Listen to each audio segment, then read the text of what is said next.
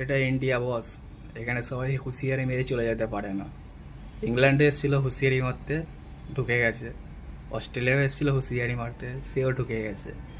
আর বাংলাদেশকে ছোট করছি না, বড় টিম, যথেষ্ট ভালো খেলে। বাংলাদেশে অনেক প্লেয়ার আমার ফেভারিট। কিন্তু ভাই, খেলার আগে অত বড় বড় কথা বলাটা যেমন ইন্ডিয়া স্বভাব নয়, ইন্ডিয়া বলেও না।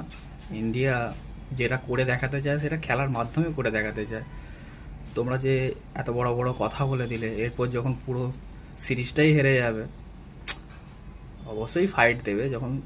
তবে ইন্ডিয়ার সাথে জেতা তত সহজ ব্যাপার হবে না। যদি হেরে যাও সিরিজটা, তখন কি করে মুখ দেখাবে দেশে গিয়ে? পারবে মুখ দেখাতে? বাংলার বাঘ, কি বলবো।